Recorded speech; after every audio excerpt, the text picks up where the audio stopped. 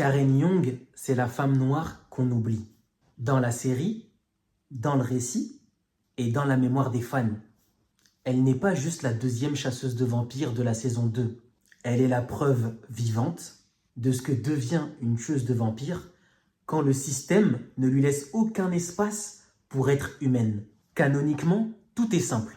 Kendra est arrachée à sa famille enfant, élevée par un observateur, Sam Zabuto, formé uniquement pour combattre, sans amis, sans enfance, sans vie.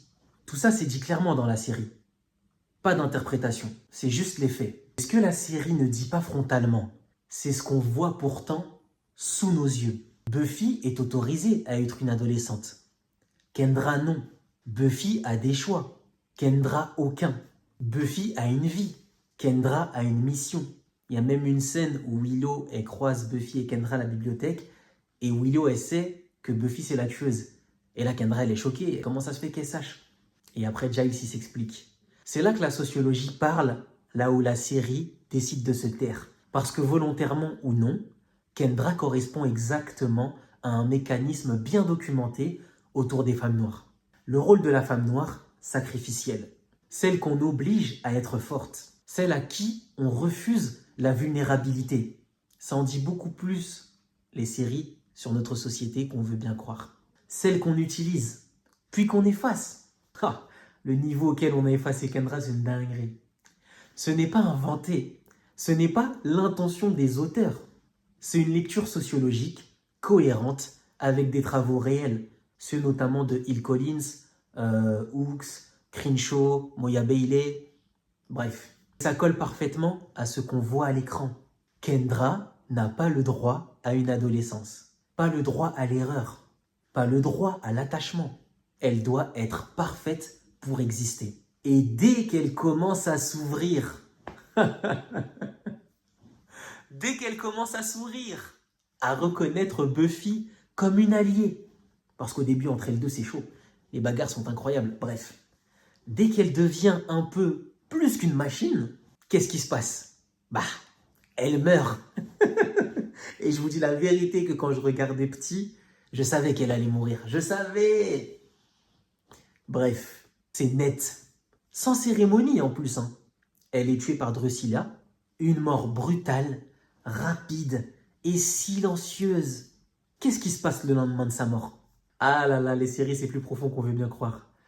Aucun hommage, aucun rituel, aucun épisode qui porte son nom. La série enchaîne comme si sa vie n'avait été qu'un passage. Son corps disparaît carrément. Son souvenir même disparaît.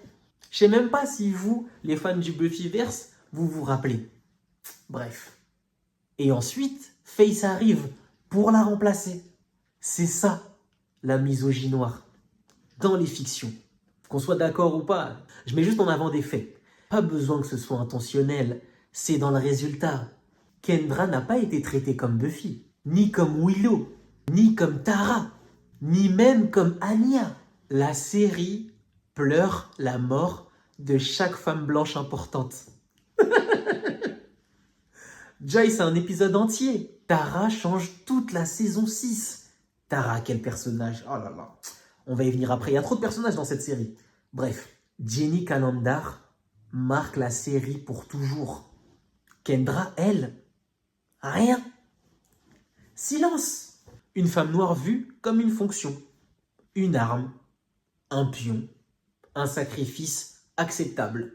La première chasseuse de vampires noirs de l'histoire de la série est quelque part la plus effacée.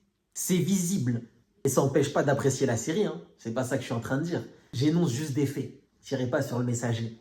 Kendra Young, c'est la tueuse qui montre que le système n'est pas seulement violent. Il est sélectif.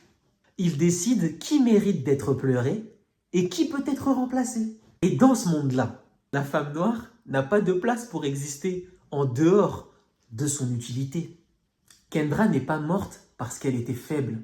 Elle est morte parce qu'on ne lui a jamais donné la possibilité d'être forte autrement que pour le service des autres. Parce que son humanité n'a jamais été considérée comme prioritaire.